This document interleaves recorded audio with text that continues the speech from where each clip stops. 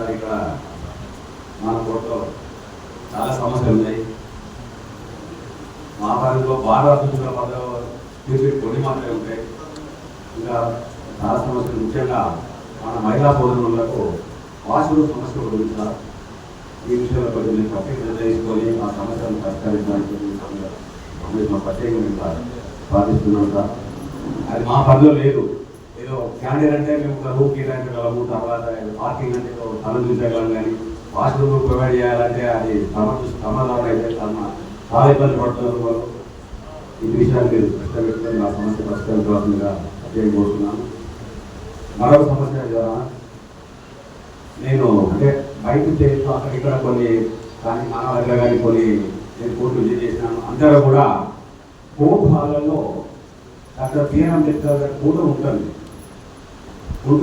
కావున మీరు దాన్ని కూడా పరిశీలించి మన కోర్టు హాలలో వారి చిత్రపటానికి ఏర్పాటు చేయాలని చేస్తున్నాను.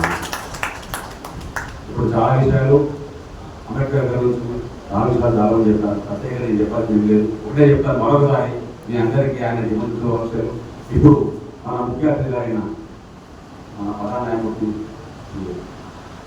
వారు మాట్లాడాల్సింది కోరుతున్నాను.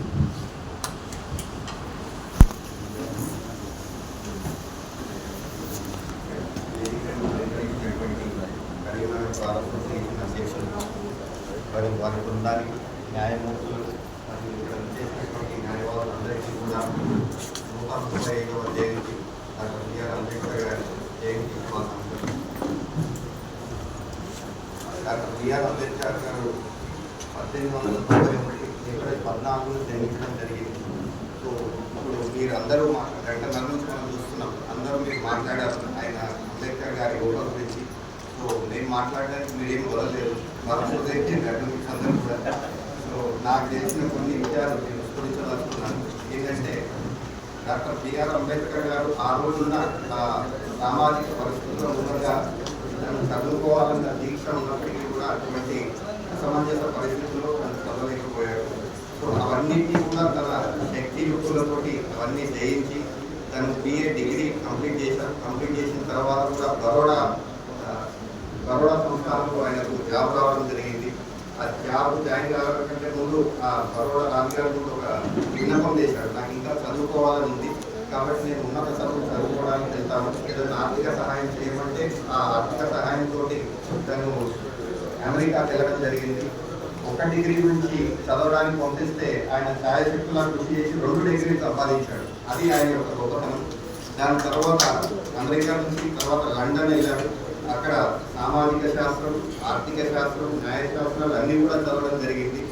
ఇవన్నీ మన ఇండిపెండెన్స్ రాకముందే ఇవన్నీ తను చదివి, సో ఇండిపెండెన్స్ అయిన తర్వాత కాన్స్టిట్యూషన్ అసెంబ్లీ డిబేట్స్ జరిగేటప్పుడు అందులో ముఖ్య పాత్ర వహించడం జరిగింది. ఆయన ముఖ్య పాత్ర వహించి మన రాజ్యాంగం రచించడానికి ఎంతో తోడ్పడడం జరిగింది. ఈరోజు డాక్టర్ బిఆర్ అంబేద్కర్ గారు ఏం చెప్పారంటే, చిన్న రాష్ట్రాలు ఏవైతే ఉన్నాయో అవి ఆర్థికంగా ఎప్పుడన్నా ఆర్థికంగా డెవలప్ కావాలంటే చిన్న రాష్ట్రాలు ఏర్పడవచ్చు అనేసి తను ఒక ప్రతిపాదన పెట్టారు. దాని మూలంగానే మన రాజ్యాంగంలో ఆర్టికల్ 3 పొందుపరచడం జరిగింది. దాని తర్వాత విద్య, వైద్య, ఆరోగ్యం ఇవన్నీ కూడా అందరికీ సమాన హక్కులు అని చెప్పేసి మన ఆర్టికల్ 14, 15, 16, 19, 21 అన్నీ కూడా ఆయన పొందుపరచడం జరిగింది. ఈ రాజ్యాంగాన్ని మొత్తం రచించే ముందు మొత్తం 60 దేశాల యొక్క రాజ్యాంగాలను మొత్తం చదవడం జరిగింది. ఒక కాలానికి అనుగుణంగా మనము ఈ రాజ్యాంగాన్ని చట్టాలను మార్చుకోవడం కంటే ఈ 60 దేశాల ఏవైతే వాళ్ళ రాజ్యాంగాలను వాళ్ళు ఇంప్లిమెంట్ చేసినప్పుడు ఏ పరిస్థితులు వాళ్ళు డిఫికల్టీస్ ఫేస్ చేశారో అవన్నీ అధ్యయనం చేసి మన రాజ్యాంగంలో రూపకల్పన చేశారు. ఇప్పుడు ఒక చిన్న ఇన్సిడెంట్ చెప్తాను. ఇప్పుడు ఆ రోజు బిఆర్ అంబేద్కర్ గారు దేశానికి ఢిల్లీ రాజధాని అయినా కానీ 2వ రాజధాని ఏర్పడాల్సిన అవసరం ఎప్పటికైనా ఉంది అనేసి ఉన్నారు. ఇప్పుడు మనం చూస్తున్నాం హైదరాబాద్ని 2nd క్యాపిటల్గా చేయాలని ప్రతిపాదిస్తున్నారు. సో అది బిఆర్ అంబేద్కర్ గారు తను ఎప్పుడూ ప్రతిపాదించారు. దేశానికి ఢిల్లీ ఒకవేళ డెవలప్ అయితే కనుక 2వ రాజధాని ఏర్పడాల్సి వస్తుంది, దాని ముఖ్యత ఎంతైనా ఉంటుందని.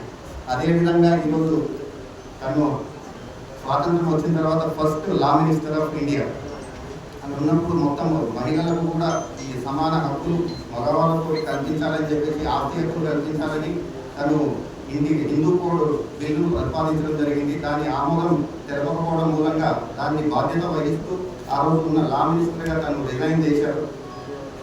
తర్వాత 1956లో హిందూ కోడ్ కానీ హిందూ లా అని ఇవన్నీ సబ్సిక్వెంట్ అమెండ్స్ తీసుకొచ్చారు. ఈ ప్రతిపాదన ఎప్పుడో మన బిఆర్ అంబేద్కర్ గారు ఎప్పుడో తీసుకొచ్చారు. ఎంతో దృష్టితోటి 60 దేశాల యొక్క రాజ్యాంగాలు వాళ్ళ డెఫినెటివ్స్ అవన్నీ చదివి దాని తర్వాతనే దానికి ఒక మంచి రాజ్యాంగానికి మంచి పునాది వేసి ఈ రాజ్యాంగాన్ని ప్రతిపాదించడం జరిగింది. మన పక్క దేశాలను చూస్తే కనుక శ్రీలంక కానీ పాకిస్తాన్ కానీ వేరే అయితే మామూలుగా ఒక రాజ్యాంగానికి దాని లైఫ్ టైం 17 years ఉంది. పక్క మన నేబరింగ్ కంట్రీస్ ఏవైతున్నాయో వాళ్ళు రాజ్యాంగాన్ని 5-6 సార్లు మార్చుకున్నారు. కానీ మన రాజ్యాంగం ఇప్పటి వరకు చిన్న చిన్న మార్పులు తప్ప ఈ బేసిక్ స్ట్రక్చర్ కానీ ఎక్కడ కూడా చేంజ్ కాకుండా ఇప్పటికీ అంత స్ట్రాంగ్గా ఉండడానికి కారణము మన బిఆర్ అంబేద్కర్ గారు రచించడానికి రాజ్యాంగం అంత పునాదులతో అంత గట్టిగా ఉంది కాబట్టి దాన్ని ఎవరు తగ్గించలేకపోతున్నారు.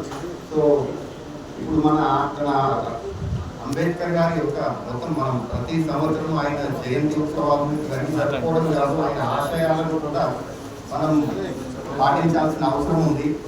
సో భారత్ చేసిన వాళ్ళు ఇంత పెద్ద ఈ కార్యక్రమాన్ని ఏర్పరిచినందుకు భారత్ చేసిన వాళ్ళకు అడ్వకేట్స్ అందరికీ శుభాకాంక్షలు. అండ్ ఈ అవకాశాన్ని ఇచ్చినందుకు కూడా భారత్ అందరికీ కూడా థ్యాంక్ యూ వెరీ మచ్.